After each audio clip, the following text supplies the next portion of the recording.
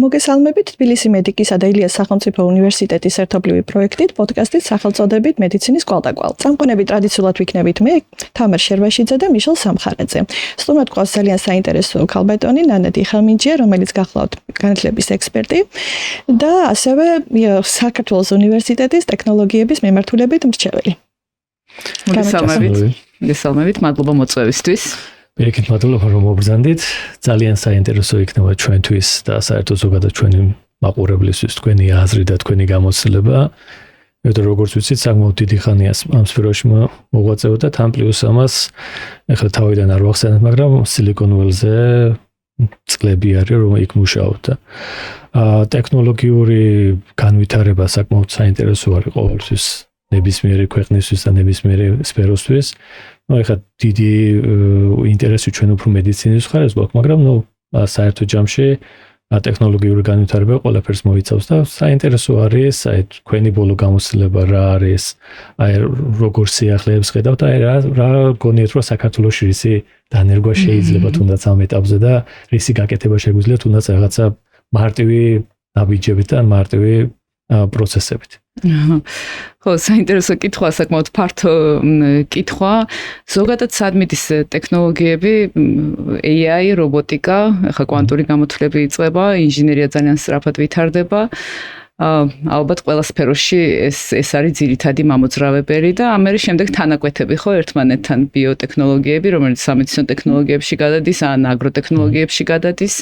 ეს სხვადასხვა მიმართულებით ვითარდება. ახლა საქართველოს რაც შეეხება, აქ სამწუხაროდ ძალიან ცუდად გვაქვს სტრატეგია დალაგებული, იმიტომ რომ ყოველთვის ქვეყნის განვითარება არის დამოკიდებული იმაზე თუ როგორ აქვს მას განსაზღვრული ან ტექნოლოგიური განვითარება იქნება თუ განათლების სტრატეგია. გადმოტანით რა თქმა უნდა ყველაფერი შეგვიძლია გადმოვიტანოთ თუ ფული და ასე ვთქვი არსებობს რაღაცა მიდგომა, მაგრამ იმავე დროს რა თქმა უნდა აქ ადამიანური რესურსიც საჭიროა, ადამიანური რესურსის განვითარება არის საჭირო, ესე მარტივად რაც არ უნდა შეიძინო.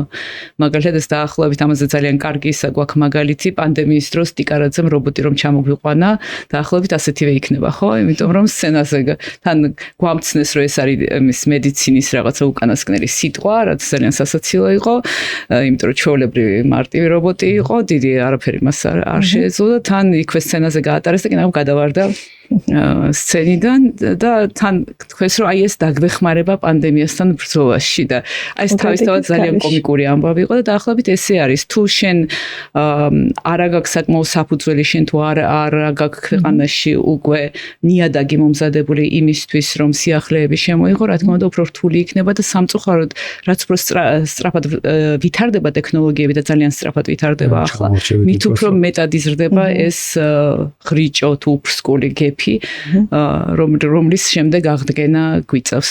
ეს საქართველოში თუ ვიცით ეს ვინმე ანუ რაღაცა ჯგუფი ადამიანებს რომლებიც ასე თუ ისე მიყვებიან ამ გამოწვევებს და მუშაობენ ამაზე ან თუნდაც სტუდენტები ან თუნდაც ადგილობრივი ინჟინრები თუ არის რაიმე მსგავსი ბაზა. ზოგადად ამბობთ ხო და არა მედიცინასთან. ზოგადად რა თქმა უნდა. კი, რა თქმა უნდა არის კიდევ კარგი რომ არის ბევრი კერძო ინიციატივა, არის მაგალითად საქართველოს რობოტიკის ასოციაცია, რომელთანაც მეც თანამშრომლობ გლობალურ განვითარებაში ვეხმარები, არის გაია, რომელიც არის ხელოვნური ინტელექტის ასოციაცია, არის ტექნოლოგიური კომპანიების გაერთიანება და არიან კიდე ცალკეული ადამიანები, რომლებიც არიან დაინტერესებული იმით, რომ ეს უახლესი ტექნოლოგიები რაღაც ფორმით მაინც შემოვიდეს საქართველოში, რაღაც ექსპერიმენტული ფორმით მაინც შემოვიდეს საქართველოში.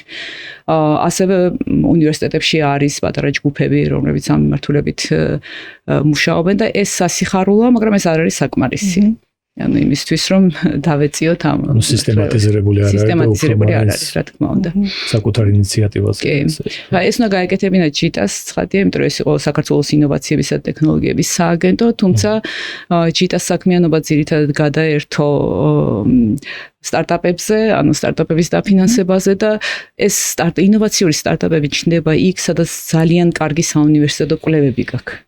და როგორც სპინოფები ჩნდება სხვაგვარად ანუ დღეს მეცნიერების გარეშე ხა კი რა თქმა უნდა შეიძლება რაღაც ელექტრონულ კომერციაში ან რაღაც აპლიკაციებში განავითარო მაგრამ ეს მცირე ნაწილია თუ რეალურად ინოვაციური და მასშტაბური სტარტაპები გინდა აუცილებლად უნივერსიტეტები გჭირდება აი ხა რომ გადახედოთ მაგალითად კვანტურ გამოთვლებში სტარტაპებს ძირითადად ფიზიკის და მათემატიკის პროფესორების მიერ არის დაფუძნებული და იმის ნაცვლად რომ უნივერსიტეტებში ეს საინჟინრო კვლევები განვითარებულიყო მარტო სტარტაპებზე წავიდა ეს ფული და აი სულ ძალიან დიდი პრობლემა გვაქვს, აი ყველაზე დიდი პრობლემა უნივერსიტეტებში გვაქვს ამ საინჟინრო კვლევების მიმართულებით. აი რადგან უნივერსიტეტები ახსენეთ, ბარემ ჩაგეკითხებით, გასაგებია რომ მედიცინაში ცოტა რთულია ინტეგრაცია ტექნოლოგიების. რას ფიქრობთ განათლებაში ინტეგრაციაზე? აი მან სად ვდგავართ? გასაგებია უკვე რომ სტარტაპებზე არის ძირითადი აქცენტი გაკეთებული, მაგრამ რაღაც ეტაპზე მაინც თუ ვართ მისული, სადაც ტექნოლოგიები ინტეგრირებულია, თუნდაც მცირე ნაწილში, ან რომელიმე პროგრამაში, ან თქვენ თუ ხედავთ სადმე ინტეგრაციის უფრო დიდ საშუალებას, ან გამოცდილებას დაუშვათ. რაღაც ფორმით ყველაფერში არის განათლების სფეროში ინტეგრირებული, უბრალოდ აქაც უნდა ვისაუბროთ იმაზე, რა მასშტაბით არის ეს ინტეგრაცია და რამდენად სწორად არის გამოყენებული. მაგალითად, ძალიან საინტერესო кейსი გქონდა, როდესაც ელექტრონული ჟურნალი გაუკეთეს მასწავლებლებს რამდენიმე წლის წინ და ეს ელექტრონული ჟურნალი, რომელსაც ნიშნები უნდა შეეყვანათ და ეს ელექტრონული ჟურნალი ისე იყო გაკეთებული, რომ მთელი წელი ვერ გასწორდა ბაგები და ირეოდა ეს შეყვანილი ნიშნები. ამიტომ მასწავლებლებს მთელი წლის განმავლობაში უწევდათ, რომ ეს ნიშნები რომელსაც წერდნენ ცალკე შეენახათ Excel-ში. მე თვეში ერთხელ შეედარებით მშობელი უყურებდა სისტემას. მე თვეში ერთხელ შეედარებინათ აი ამ იმასთან ელექტრონულ ჟურნალთან თუ არასწორი იყო აქედან გადაეტანათ ისე ორმაგის შრომა არის. ეხლა როგორც არის, ხა მაგალითად ბევრი მასწავლებელი იყენებს ხელოვნურ ინტელექტის ამ პლატფორმებს, როგორც არის Claude ან ChatGPT ან Gemini, იმისთვის რომ მაგალითად პრეზენტაციები გააკეთოს ან რაღაცა სასწავლო გეგმები შექმნას ან ინფორმაცია მოიძიოს, თუმცა აქ ჩნდება პრობლემა, არც ერთი ეს პლატფორმა კარგად ქართულად არ საუბრობს. და ეს პრობლემა არის, რომ ამაზე თუ ვიღაცამ არის ზრუნა და არავინ არ ზრუნავს, ენა ფუჭდება თვითონ, იმიტომ რომ ეჩვევით ამ რაც უფრო ხშირად გამოვიყენებთ ასეთ ტექსტებს, მით უფრო ეჩვევა ყური და მე ეს ჯდება ჩვენს მეტყველებაშიც. და აი ამ თვალსაზრისით, ანუ სადაც გვიჭირს ამ ტექნოლოგიების ინტეგრირება, ეს არის სისტემური ინტეგრირება, იმისთვის რომ გამოვიყენოთ ოპტიმიზაციისთვის, უკეთესი მართვისთვის, აი აქ გვიჭირს, რომ კერძო დონეზე ხა ბავშვებს მაგალითად Scratch-ს ასწავლიან, პროგრამირებას ასწავლიან, სკოლაში რაც დაწყებითი ის არის ძალიან საბაზისო საბავშვო პროგრამები კონკრეტულ კერძო სკოლაში ასწავლიან თუ პროგრამით არის საჯარო სკოლებშიც და ბევრმა მასწავლებელმა თვითონაც ისწავლა ამის გაკეთება, მაგრამ ეს არის საწყისები. დაახლოებით რომ ვთქვათ, განვითარებულ ქვეყნებს კი აი ესტონეთს მაგალითად რომელიც ძალიან კარგად არის განვითარებული ტექნოლოგიებში, სადღაც ამ მიმართულებით 15 წლით ჩამორჩებით. სულ რაღაც 15 წლით. ოკეი. და სხვა ანუ რა იმაზე რა ქვია ხო თუ მედიცინაზე არ გადავედით მედიცინაზე არ არის საჭირო უბრალოდ გვაინტერესებს უფრო მეტად აი განათლების სფეროშიც რომ შეიძლება რომ შემოვიტანო თქვა იგივე AI-ის ჩართულობა ამ ბოლო დროს საკმაოდ ისეთი თემატიკაა დისკუსიის საგანი არის საქართველოშიც ცოტა სასაცილოდ კი ჟღერს მაგრამ მაინც ყოველთვის არის ორი აზრი რა ნებისმიერ რაღაც ახალი სიახლე რაც შემოდის ხო ქვეყანაში ხო ყოველთვის არის ხოლმე აი კარგია ერთი მხარე ეძახს მეორე მხარე ეძახის ცუდი არავინ არ აფასებს ისე რომ აი ყველაფერს აქვს ორი მხარე ხო უბრალოდ გაითვალისწინე რისკები და გამოიყენე ტექნოლოგია სწორად დღევანდელ დღესაც ახლა ხო აი AI-ზე ძალიან ბევრი კრიტიკა მოდის რა არადა თუ სწორად გამოიყენე რეალურად ძალიან ბევრი რაღაცის გაკეთება შეიძლება. ხო, თქვენი აზრი არის აი საინტერესო რა თქვა რისკებთან არის დაკავშირებული ეს გამოყენება თუნდაც იგივე განათლების დონეზე და რას უნდა მიექცეს ყურადღება უფრო მეტად რა.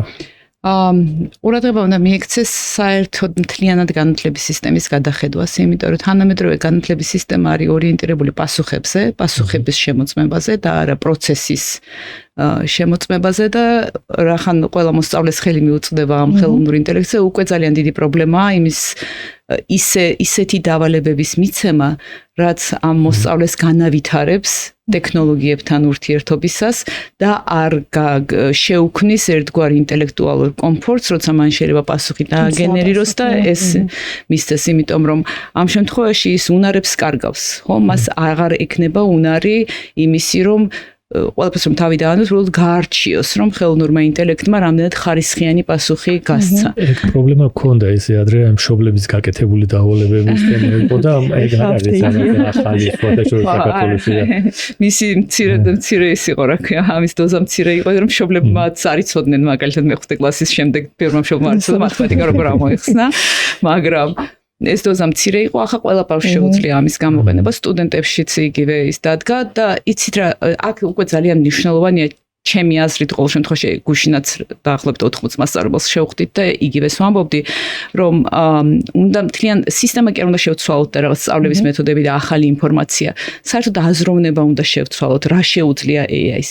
ახლა ყველა იყენებს უმეტესობა, იყენებს როგორც ასისტენტებს, ხო? მაგრამ სინამდვილეში ხო არავის არ ყოლია ასისტენტი, რომელიც მასზე 10 ჯერ ჭკვიანია და მეცნიერია და მკვლევარია და ინჟინერია ერთდროულად, ხო?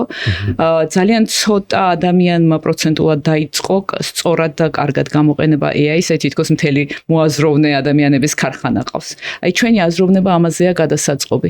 აი მასწავლებლებს ვეუბნებოდი, ბევრი მათგანი დადის AI-ს გამოყენების ტრენინგებზე. ამ დროს თვითონ AI-ს შეგვიძლია კითხო როგორ გამოიყენო, ხო? და ძალიან კარგად გასწავლოს თვითონ.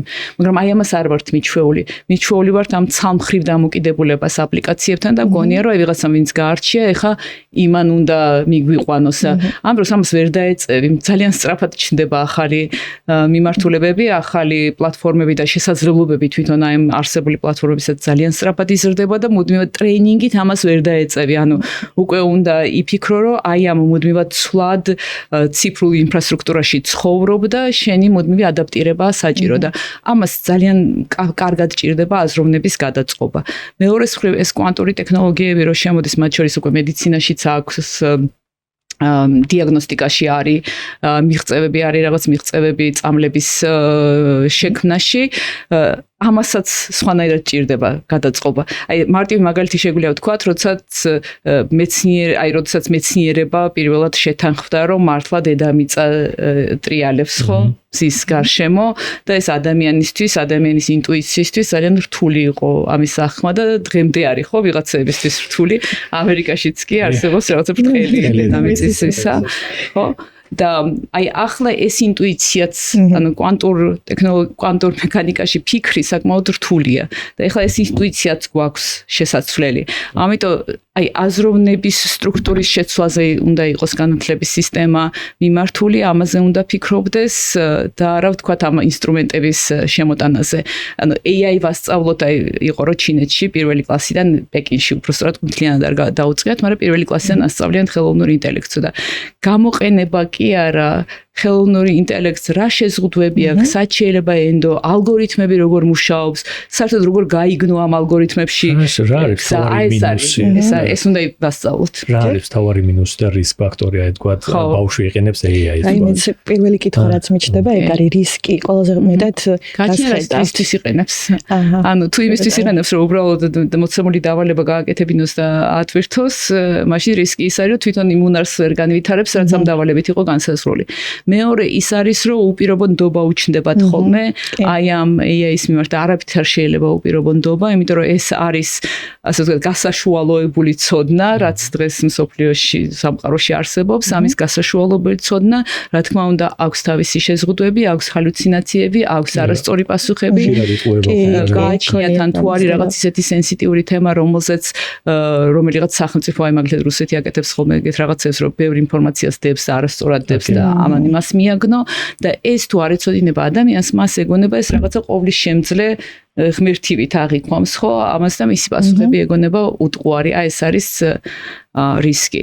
დანარჩენი თვითონ AI-საც აქვს თავისი მიკერძოებები და პრობლემა იმაშია სისტემური, რომ შეიძლება გახდეს სისტემური მიკერძოება, ხო? ის რასაც განსაზღვრავს შენ ამ პლატფორმაში, ის შეიძლება გახდეს სისტემური მიკერძოება. ხა ჩვენ ეთიკური მოსაზრებებით, ემპათიით, ბევრი რაღაც შევცვალეთ მოწყვლადი ჯგუფების მიმართ და ეს ხა AI ამას თავისით არ გააკეთებს.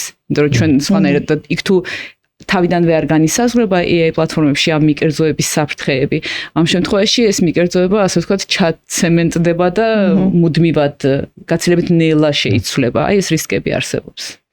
ხო, და რა თქმა უნდა არსებობს ისიც ხა სამსახურის დაკარგვის. აი ამ თემას მინდა და შევხებოდი განსაკუთრებით მედიცინის კუთხით, თუ შეგიძლიათ რომ თქვენი აზრი გაგვიზიაროთ, რას ფიქრობთ, ხშირი არის ძალიან სამედიცინო სფეროში ეგეთი შფოთვა, რომ აი AI ჩაგვანაცვლებს ყველას, მალე ექიმი საჭირო არ იქნება, ხშირად პაციენტებისგანაც მოდის ეგეთი შეხედულება, რომ აი ექიმთან ვიზიტი რატომ უნდა მჭირდებოდეს, ავტვირთავ ჩემს სიმპტომებს, ჩემს ანალიზებს და AI გამცემს ძალიან კარგ პასუხს.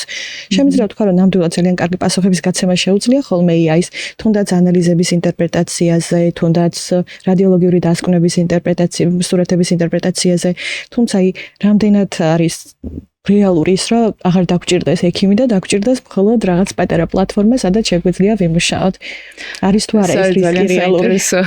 კითხვა, მე მგონი ალბათ რაოდენობაზე უნდა, ანუ საერთოდ რო არ დაგჭირდეს არ იქნება, მაგრამ სავარაუდოდ რაოდენობა შემცირდება, განსაკუთრებით ისეთი მიმართულებით შემცირდება რაოდენობა, სადაც მხოლოდ ანალიზი, მონაცემთა ანალიზი იყო საჭირო, მაგრამ მე რასაც ვხედავ, გარდა ამისა, მედიცინაში მარტო AI კი არ არის, ვითარდება სატარებელი მოწყობილობები, ვითარდება ისეთი, ანუ ბიოტექი ისე ვითარდება, რომ შენ პერსონალიზებულ მედიცინაზე გადავიდეთ, ხო?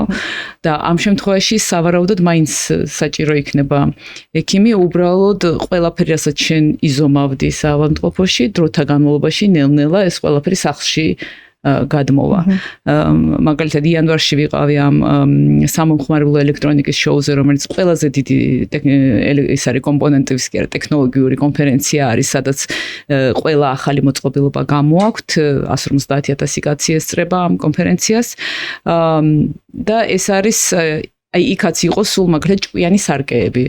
რომელსაც რო დგები, ბევრ რაღაცას გიზომავს იმის მიხედვით, თვალებს როგორ ახამხამ, ანუ შენი ემოციები როგორ აღიქმება, ამას ხა თავად მოყვება, ვთქვათ, სასწორი ხო, მოყვება ჭკვიანი სასწორი, რომელიც ცხიმს ზომავს და აი სულ აი ამას ვხედავთ ბიოტექის მიმართულებით, აი როგორ ვითარდება ისეთი მოწყობილობები, რომელთა ზომა მცირდება და ვთქვათ, რასაც საათი ზომავდა, ეხა ბეჭედი ზომავს და გვეუბნება როგორ გვეძინა, არის რაღაც ფეჩები, ან არის ტანსაცმელი, რომელშიც სენსორებია ინტეგრირებული სპორტსმენებისთვის, რომლებიც ზომავს კუნთი როგორ დაიტვირთა და აი ამ მიმართულებისკენ. ეხლა ესენი ძალიან მცირე იმაშია, რა თქმა უნდა, ეს არ არის გავრცელებული და ძალიან მცირე შემთხვევებში არის დანერგილი, როგორც ესეთი. მაგრამ აი ზუსტად იქეთ მივდივართ, რომ წნევას ეხლა ყველა ხოსახში იზომავს და დაახლოებით აქეთ მივდივართ, რომ ბევრი სხვადასხვა მაჩვენებელი, ხა რა თქმა უნდა, ძალიან მაღალი დონის და MRI-ა სავარაუდოდ არ გვექნება, არ ვიცი ესეც, მაგრამ ბევრი მაჩვენებელი სახლში გავიზომოთ და სისტემურად იყოს დაკავშირებული ექიმთან.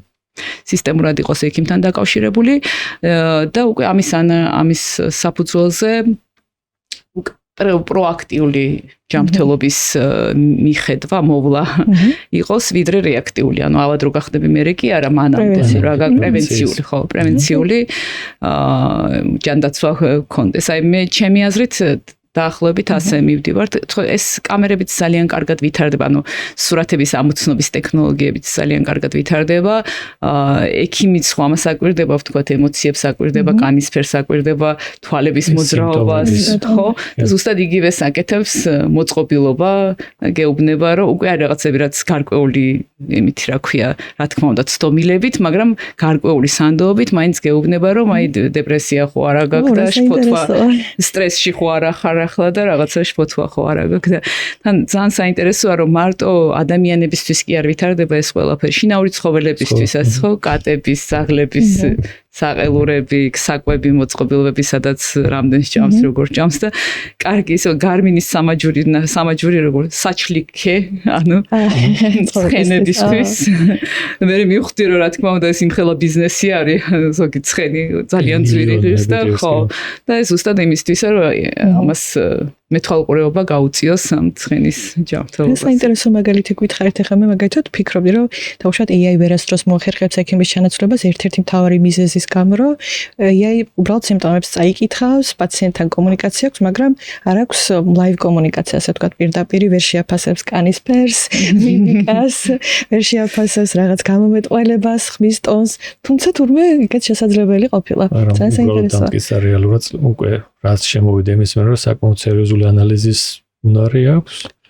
და პლუს ამას ვითარდება რა და ეგ არის ზუსტად რომ განვითარების სისწრაფე იმდენად დიდია მე მაგალითად მგონია რომ ძალიან ბევრ პროფესიას ჩაანაცვლებს მედიცინაშიც. უბრალოდ რისკებზე აი ძალიან კარგი ფრაზა გითხარით, რომ უპირობონდობა შეიძლება განუვითარდეს ადამიანს ჯერჯერობით, მე რასაც ვუყურებ, ჩვენი მთავარი პრობლემა, საქართველოში ეგ პრობლემა გვაქვს, უფრო დიდი ნდობა არის უკვე AI-ის მიმართ, ვიდრე ექიმის მიმართ და ხშირად შეცდომები რა თქმა უნდა მოსდის, ჯერჯერობით მოსდის, შეიძლება რავი, ესე 5 წელიწადში თუნდაც 1 წელიწადში აღარ მოვიდეს არანაირი შეცდომა, მაგრამ ქონია ეგეთი გამოცდილება პაციენტთანაც და სტუდენტებთანაც განათლებაშიც იგივე.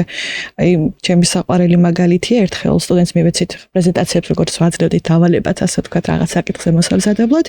მივეცით დავალება ერთ-ერთი დაავადება, რომელშიც ერთი ასო შეეშალა სტუდენტს. ამიტომ ადგაია და დაუკეთა პრეზენტაცია აბსოლუტურად სხვა დაავადებაზე, რომელიც არ არსებობს. ძალიან ისეთი თავდაჯერებული დაავადება იყო, ძალიან კარგად გამართული ტექნიკურად, ყველაფერი გაწერილი, ხო, დაავადება არ არსებობდა. და თვითონ სტუდენტმა არ გადაამოწმა, ვერ მიხვდა რომ ეს ისა, ხო. მერე, აი ეგ იყო ჩვენი რისკი, მაგრამ ნუ შეიძლება მალე რისკებიც არ ამაზე ხუმრობა არის, რომ მასწავლებელი ამბობს, რომ მე-6 კლასელებს მივეცი ფართობიო, სამკუთხედის ფართობი დასათვლელად და ელიფსურ გეომეტრიაში დამითვალესო.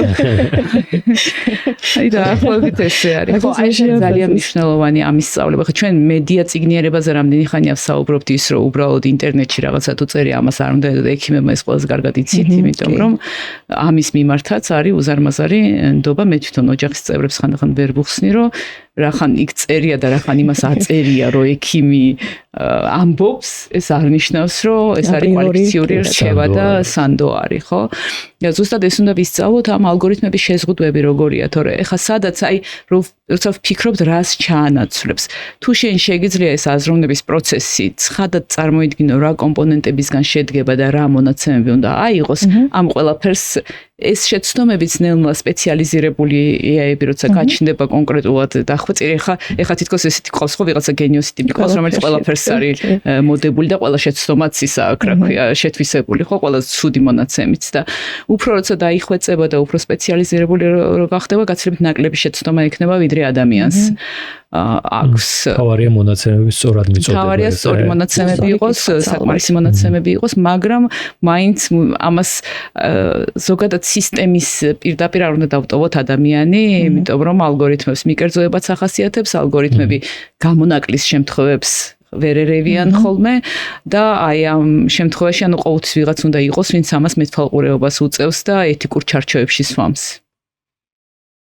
აი ეს ეთიკური ჩარჩოები კიდე ცალკე გამოწვევაა სავარაუდოდ. თან კულტურის მიხედვით განსხვავდება ხო ეს ჩვენი ეთიკური ჩარჩოები. ზოგ კულტურაში უფრო კაცრი არის ეთიკური ჩარჩო, თან მაგათ ჩვენ ცოტა უფრო blurred ეთიკური ჩარჩო გვაქვს გადაღებული. ხო. ოკეი. ერთი ის რაც ახსენეთ, აი სხვადასხვა ტიპის AI. ხო. აი თუ კონიეთ შეხება თქვა რა განსხვავებული ტიპაშთან მუშაობენ და თქვა აკეთებენ თქვა სამედიცინო AI, ვიცი რომ რამოდენიმე კომპანია სერიოზულად მუშაობს ამაზე. სხვა რაიმე ესეთი სტარტაპები თუ არის რომ უფრო მეტად დაიყოს და უფრო მეტად სპეციალიზირებული ინფორმაციაზე ემუშაოს. კი, ფაქტობრივად ყველა სფეროში, ანუ საქართველოს არ გულისხმობთ ხო, ზოგადად გულისხმობთ. კი, ფაქტობრივად ყველა სფეროში, მაგალითად ეხლა ძალიან აქტიურად რაც ვითარდება, ეს არის კვლევის ხელოვნური ინტელექტი, სამეცნიერო კვლევების და საინჟინრო, საინჟინრო მოდელირების.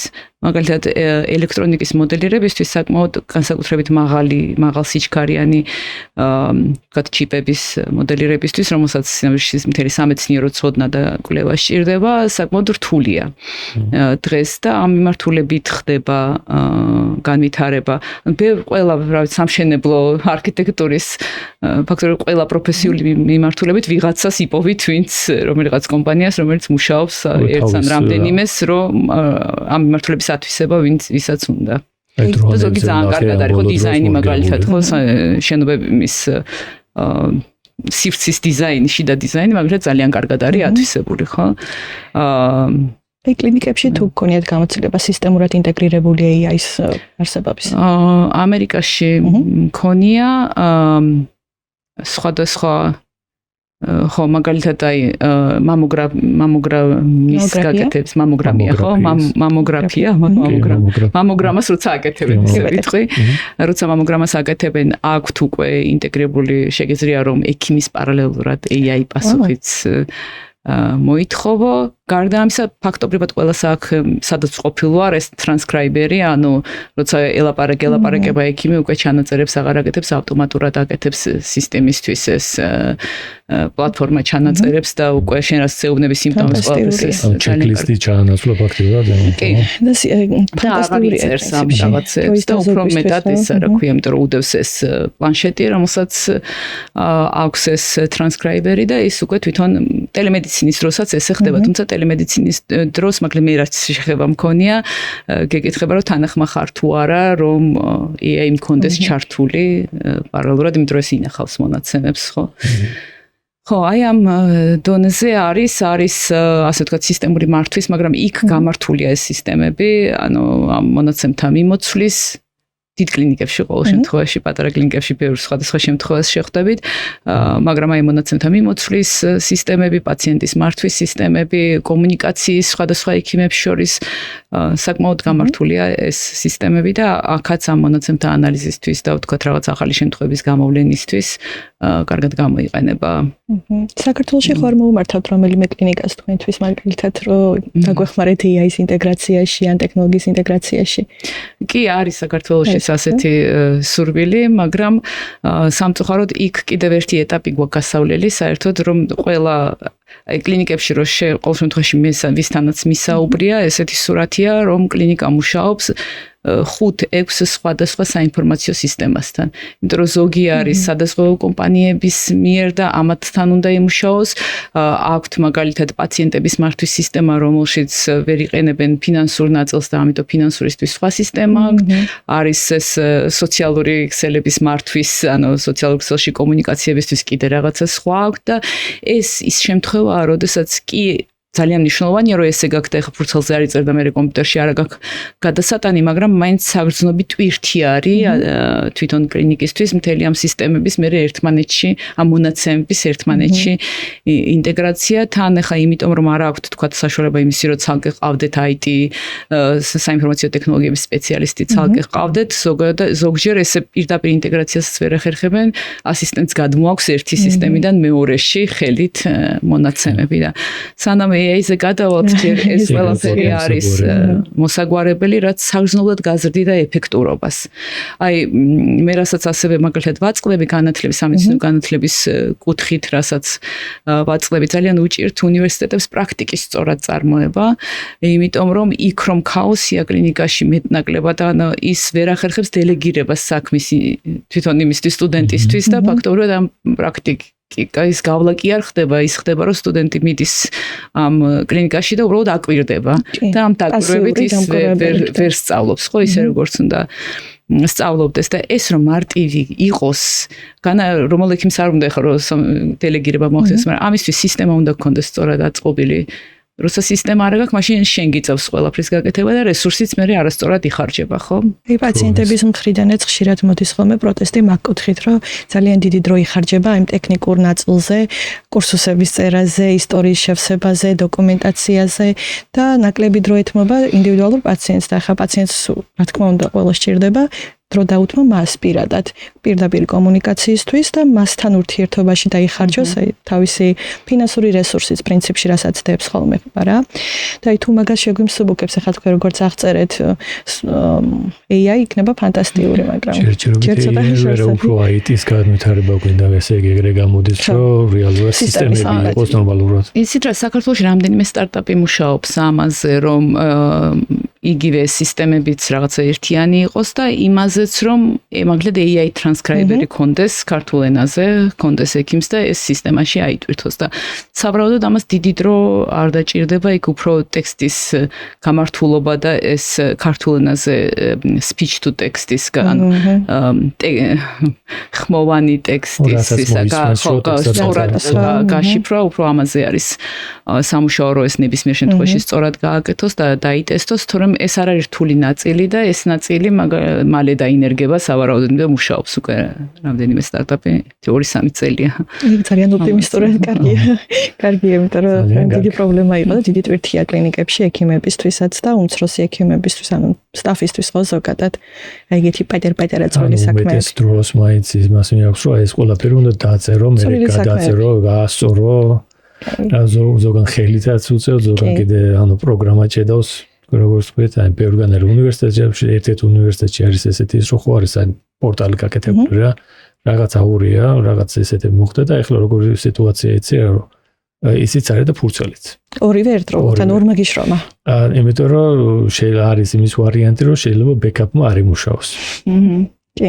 და მეც მქონია ეგეთი გარდამავალი პერიოდის ეპოქა, ასე ვთქვათ, სადაც ფურცელზე ვწერდით ყველაფერს.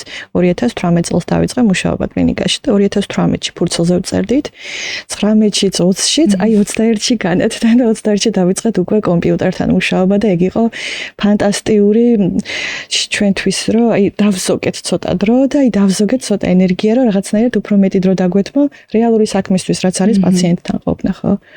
ეს ნამდვილად სკოლებშიც იგივე და ახლობ დასახდებოდა სკოლებშიც პანდემიამ დააჩქარა ძალიან მასწავლებლების გადასვლა აი მარტივ ტექნოლოგიური პროდუქტების გამოყენებაზე, მაგრამ ისეთი მდგომარეობა, რომ სინამდვილეში მასწავლებელს სკოლას ინტერნეტი არ აქვს, ზოგჯერ ნორმალურად მასწავლებელს უწევს თავისი ინტერნეტის გამოყენება, საკლასო ოთახში კომპიუტერი არ დგას და ეხლა საერთოდ თქვეს, რომ ტელეფონებს ვერ გამოიყენებენ ბავშვები და ამ დროს ამას იყენებდნენ, როცა რაღაც მარტივ დავალებებს აკეთებდნენ და ესეთი ცოტა ისე კომიკური სიტუაცია გვაქვს ცოტა, რომ თვითონ ანუ სისტემამ კი არა თვითონ საზოგადოებამ დაიწყო რაღაცისკენ სწრაფვა და სისტემა ეხა პირიქით ხელს უშლის. ხო, პირიქით ახალი ის შემოგვშეზღუდები, რომელიც არ ითვალისწინებს სადგან ვითარდა საზოგადოება და ამას პირიქით ხელს უშლის. თუმცა პროგრესს მაინც ვერ გააჩერებს სავარაუდოდ ვერაფერი. ეგ არ არის მართალი, იმიტომ რომ ჩვენ გვაქვს ქვეყნების შემთხვევები, სადაც პროგრესი გააჩერეს და უკუსლად დაიწყეს. ამიტომ იმას, რაც გვაქვს საქართველოში მიღწეული, ძალიან უნდა გავუფრთხილდეთ და ყველანაირად უნდა შევუწყოთ ამას ხელი და მეც რო ესე ჩამოვდივარ ხოლმე ამერიკიდან, ამისთვის ჩამოვდივარ, ნახევარ დროს იმიტომ ხარჯავ ქართულ პროექტებზე, რომ რაღაცნაირად ძალიან მენანება, რომ რასაც აკეთებდა ეს ქვეყანა და საითაც მიდიოდა, ეს ყველაფერი არ დაკარგოს და მადლობა ღმერთს, რომ ჩემთაირები არიან, ბევრი ადამიანია ასე ჩემსა. მადლობა თქვენ, რომ ამდენი ენერგია გაქვთ ამ რაღაცას აკეთებს. თან ესეთ რეალობაში, აი რადგან პროექტები ახსენეთ, რაიმე მიმდინარე პროექტი ხო არ გაქვთ საქართველოში? ეხლა რას ვაკეთებ საქართველოში, ძირითადად რა თქმა უნდა საქართველოს უნივერსიტეტს ვეხმარები ტექნოლოგიური განვითარებაში და იქ ბევრი პატარა პროექტია, გარდა ამისა Technovation Girls უკვე მეოთხე წელია მე და ჩემი მეგობარი ვართ ამის ამბასადორები. ეს არის საერთაშორისო პროექტი, სადაც გოგოები სწავლობენ საკუთარ თემში როგორ იპოვონ პრობლემა და ეს პრობლემა როგორ გადაწყვიტონ ტექნოლოგიურად და ამჟამად მყავს 380 გოგო 86 გუნდი აქვთ და მაისში ექნებათ speech competition-ი, სადაც თავის პროექტებს წარადგენენ და შემდეგ იქიდან და ეს რომ წარადგენენ ამ პროექტებს მე გამარჯვებულები უკვე საერთაშორისო ჟიურის წინაშე მთელ მსოფლიოში და 100 ქვეყანა მონაწილეობს ამ პროექტში და მე იქიდან 100 საუკეთესო, ანუ 20 საუკეთესო გუნდი თავის მენტორებიანად მიგვყავს ერთკვირიან ტექნოლოგიურ ბანაკში. გადასარევ. გარდა ამისა საქართველოს რობოტიკის ასოციაცია ძალიან კარგად მუშაობს და ეხლა ბევრ ღონისძიებას გეგმავს ოქტომბერში განსაკუთრებით ძალიან დიდ ექსპოს და კონფერენციებს და მათ ვეხმარები ამ განვითარებაში და კიდე ერთი ავიკიდე, იმიტომ რომ არაფერი არ ხდებოდა ამ მიმართულებით ქვეყანაში, კვანტური გამოთვლების ასოციაცია დავაარსეთ მე და ჩემმა მეგობრებმა, რომ რაღაცნაირად ეს ნიჭიერი ხალხი, რომელიც არსებობს, ეს რაღაცნაირად შევკრათ და ჩვენით მივმართოთ, რახან სახელმწიფოს არ აქვს სტრატეგია, ჩვენით მივმართოთ რაღაცა განვითარებისკენ. აი რო ახსენეთ 380 გოგონა მე მგონი ხო, ძალიან კარგად ჟღერს. ეგ მხოლოდ თბილისის მასშტაბით მიდის თუ რეგიონებიდანაც არიან ჩართული? რეგიონებიდანაც. ეს ეხლა დაიკლო, იმიტომ რომ დაფინანსებებიც ძალიან გვიჭირს და ისე მოხალისეობრივი პროექტია, ყველა მოხალისეობრივ ვართ, მაგრამ ზოგადად მოძიება, პრიზების, მენტორების, საფინანსების უფრო გვიჭირს, თორემ 2024-ში 700 გოგო იყო და იქიდან 350-მა ბოლომდე მიიყვანა პროექტი. საკონფლიქტო ჯგუფები როგორ? 13-დან 18 წლამდე. ფანტასტიკური. ძალიან კარგი. დიდი შანსია ხა ამ გოგონებისთვის, დროს სხვა სხვა ესეთი ალტერნატიული არ მახსენდება არანაირი პროგრამა. გახსენდება რომელიმე ალტერნატიული კი არის პროგრამები დაიკლო ძალიან დაიკლო რაოდენობამ იმიტომ დაიკლო რომ არასამთავრობო ორგანიზაციები ამ კანონების გამო გადავიდნენ სომხეთში საერთაშორისო ორგანიზაციებმა მინიმუმამდე დაიყვანეს დაფინანსებები სახელმწიფო მარტო თავის რაღაცა გონგო ორგანიზაციებს აფინანსებს და ამან დაიკლო მაგრამ მაინც საბედნიეროდ არის იმიტომ რომ საკუთარი ინიციატივებით მუშაობს ბევრი უნივერსიტეტი რაღაცა ჯგუფები მუშაობენ და არის მაგრამ თქო და საკმარისი არაფერი არ არის. თქვენ აგწელოთ ესე იგი ისევ ამ პროგრამას. კი, რა თქმა უნდა, ამ პროგრამას თუ რაღაცა ყველანაირად არ გადამიკეთეს, სულ გავაგრძელებ და ძალიან მიყვარს, სულ ხედავ ხოლმე როგორ იცვლებიან ეს გოგოები და განსაკუთრებით ამ ერთკვირიან ბანაკში რომ მიყვავს, იქ ყვებიან მე როგორ შემოვიდნენ ამ პროექტში და როგორ უჭირდათ თავიდან რაღაცებში გარკვევა კომუნიკაცია, საერთოდ არ აინტერესებდა, იმიტომ რომ ჩვენ არ ვარჩევთ ამათ უნარებით, ნებისმიერს შეუძლია შემოსვლა და ამიტომ აი თავიდან მაგალითად როგორ ორჭოფობდნენ ტექნოლოგიების მიმართ და ეხა როგორი მარტივი ეჩვენებათ თან ამ ბანაკში ყველა ლექტორი მოდის ხალისეობრივად და ზოგჯერ მაგალითად ორდღიან ვორქშოპებს უტარებენ, მაგალითად გეიმინგის მიმართულებით, არდუინოს, პითონის მიმართულებით და ამასაც აი ეს ცოდნა როგორ უხსნის ამ ბავშვებს, რომ უი რა მარტივი ყოფილა და მე ახლა ამის სწავლას დავიწყებ, აი ამის ყურება არის ძალიან დიდი ბედნიერება. სავარაუდოდ ერთ-ერთი ყველაზე დიდი გამოწვევა იქნებოდა სტერეოტიპი, რომ აი გოგონას რა უნდა ტექნოლოგიებთან ან ქალმა რა უნდა იცოდეს ტექნოლოგიების შესახებ. სხვა არის სტერეოტიპები არის კი ეხლა შენიშნეთ კიდე ესეთი ყველაზე დიდი გამოწვევა. ანუ ყველაზე დიდი გამოწვევა ეს არის სკოლებში არ არის ეს ყველაფერი. ანუ სკოლაში უნდა იყოს კომპიუტერული კლასი, სკოლაში უნდა იყოს ინტერნეტი, სკოლაში უნდა იყოს ამ ტიპის კლუბები. ანუ გარედან კი არ უნდა ეხლა იმასთან შედარებით რამდენი მოსწავლეც ყავს ეს 380 ჩემთვის კი დიდი რიცხვია, მაგრამ ისე ხო ძალიან პატარა არის. და ეს არის მთავარი გამოწვევა, თუმცა კონკრეტულად გოგოებთან დაკავშირებით არის ეს მიდგომა, რომ აი ინჟინერიაში რა ხანდახან იცით აი პირდაპირ კი არ არის, მაგალითად მე მეგონა რომ არასდროს არ ყოფილ ვარ ამ სტერეოტიპების მსხვერპლი, იმიტომ რომ ჩემს ოჯახში განათლება იყო ყველაზე მნიშვნელოვანი, ორივე მშობელი მათემატიკოსია და ყოველთვის ვიცოდი რომ აი მათემატიკა ძალიან კარგად ყველაზე კარგად ვიცოდი, ყველა ნაცნობიძე უკეთესად ვიცოდი და არასდროს არ მქონია, მაგრამ მე გამახსენდა უკვე თითობაში ყოველთვის როგორ ამბობდნენ რომ ამას კაცის ტვინი აქვს და სინამდვილეში ეს როგორი ის არის, რა ქვია, ანუ როგორ მოქმედებს შენზე, იმიტომ რომ როგორ გაორებას იწვევს, ხო, რომ ესე იგი შენი ტვინი კი არა გაქვს რაც და ესე იგი შენი ტვინი რაც უნდა გქონდეს ცუდია, ხო, არ არის იმდენად კარგი და ამას გოგოები დღესაც აწყდებიან. თბილისში შედარებით ნაკლებად რეგიონებში ცოტა უფრო მეტად გააჩნია რეგიონსაც ძალიან კარგი შედეგებია ის სადაც ჯიტას ტექნოპარკები გაჩნდა, იმიტომ რომ აი სივრცე უნდა იყოს, მართლა ყველაფერი იწყება შეკრების სივრცით იწყება ყველაფერი. სახელმწიფოს რო შეეძლოს რომ ყველა მუნიციპალიტეტში, ყველა სოფელში, ყველა დაბაში იყოს პატარა კომპიუტერული სივრცეები, გაცილებით უფრო წინ ვიქნებოდით ახლა. ხო, დანარჩენი აი მაგალითად მქონდა ძალიან კარგი პროექტი მქონდა 2 წლის წინ სამედიცინო ინჟინერია. და ბევრი გოგო მოვიდა, ბევრად მეტი გოგო მოვიდა ვიდრე ბიჭი. და აი ამაში აი ამას ხედავდი რატო დავიწყეთ ის პროექტი, მაგალითად იმიტომ რომ სტატისტიკურად ნახე რომ ბიოლოგიაში გაცილებით მეტი გოგო მიდის პროცენტულად ვიდრე ბიჭი საქართველოში რომ ნახოთ ჩარიცხვები. ასე არის, მაგრამ ბიოსამედიცინო ინჟინერია ან ბიოტექნოლოგიები, რომელიც ახლა ყველაზე მეტად დაფინანსებადია, ყველაზე სწრაფად განვითარებადი, ძალიან საინტერესო აი მე რო ბიოლოგია ძალიან კარგად ვიცოდე, აი ძალიან ბედნიერი ვიქნებოდი, იმიტომ რომ ძალიან საინტერესო მიმართულებებია და სულ ახალ-ახალი აღმოჩენებია. იქ თითქმის რაღაც 10% მიდის, ანუ გოგოების წილი არის 10% და აი ეს როცა დავანახეთ ამ ჩვენ შევარჩიეთ ბიოლოგიით დაინტერესებული მოსწავლეები და როცა დავანახეთ რომ ეს მათი აი არდუინოზე ვასწავლეთ პატარა აწყობა და პროგრამირება, სენსორები, მარტივი სენსორები ვუყიდეთ, რომელიც სხვადასხვა მაჩვენებლებს ზომავს და თავისით ააწყვეს რაღაცეები. რა ვიცი, ჟანგბადის მარტივი რაღაცეები ააწყვეს, მაგრამ აი ეს როგორც კი ააწყვეს, უკვე დაინახეს, რომ უი როგორ შემიძლია, რომ მე ამ ჩემ ცოდნაზე რაღაცეები დავაშენო.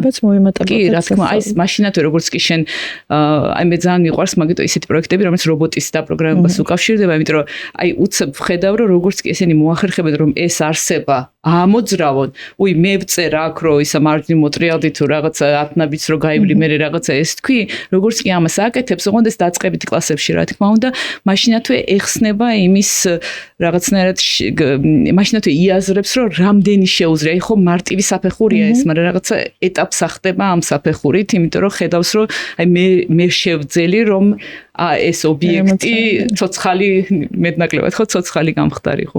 ლამაზი სანახავი იქნება ესე იგი თავდაჯერებული პატარა გოგონები, რომლებსაც მე თქვენს ხელში ეზრდებათ კიდევ თავდაჯერება. უცებ მე საკმაოდ ბევრი აბარებს უკვე რაღაც კარგ უნივერსიტეტებში მაგ დაინტერესებიდან, იმიტომ რომ ბოლო წლები ხშირად ვხედავ ეგრე გოგონები რაღაც საკმაოდ კარგ უნივერსიტეტში ტექნოლოგიურ უკრით დაფინანსებით აგრძელებენ ხოლმე და ძალიან კარგი შედეგები გქონდა. ამოკი ვიცით, მაგრამ წელს საკმაოდ დიდი პრობლემა გვაქვს. ალბათ შეამჩნევით უკვე აპრილია და უკვე ყველა კარგი უნივერსიტეტიდან პასუხები უნდა ჰქონოდათ და ძალიან ცოტა სულ მე მგონი 2-3 ბავშვი მოხდა საქართველოსდან ესე დაფინანსებით ამერიკაში.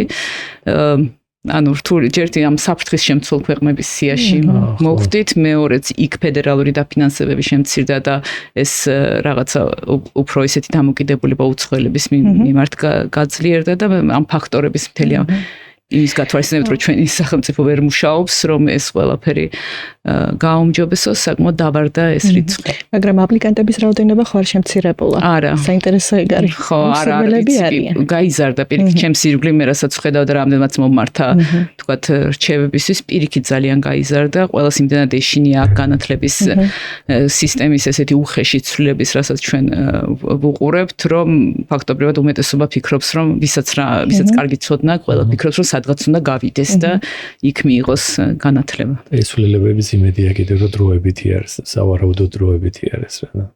იმედია, იმიტომ რომ დადებითი დინამიკის მე მგონია. იმედია, იმიტომ რომ განათლებაში როცა რაღაცა უკან იხევ ერთი ნაბიჯით ეს ნიშნავს, რომ მე ამის გამოსწორებაზე ბევრად მეტი დრო გჭირდება. ხშირად ვამბობთ ხოლმე დანგრევა ძალიან მარტივია, ეხლა მე ავაშენოთ, მაგას რა დრო სჭირდება და რა ენერგია.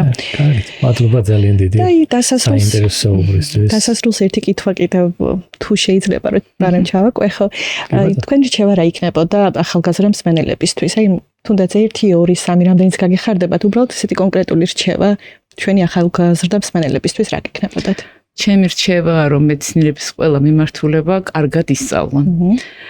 ჯერ ერთი ისედაც ეს ყველაფერი ჩვენს ირგვლივ სამყაროა და ამას უნდა შევიმეცნებდეთ, თუნდაც ჩვენი სხეული როგორ მუშაობს, ეს უნდა ვიცოდეთ, მაგრამ ამას გარდა ყველაფერი იქეთ მიდის, რომ მარტივ სააზროვნო საქმეს სრულად ხელოვნური ინტელექტი გააკეთებს და ამას უკვე ვხედავთ, რომ software ინჟინრები მოთხოვნა შემცირდა დაწყებითზე, თუმცა მაღალი ცოდნის მქონე არა და ადამიანებს დასჭირდებათ იმისთვის რომ ამ სამუშაო პროცესში დარჩნენ, დასჭირდებათ გაცილებით უფრო სიღრმისეული ცოდნა, ვიდრე უბრალოდ ზემოდან გამოყენება.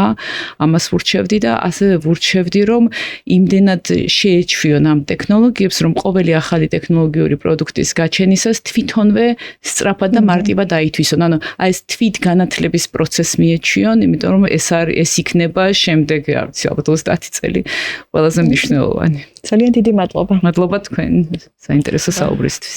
აბა წარმატებები და გემშვიდობებით მაშინ.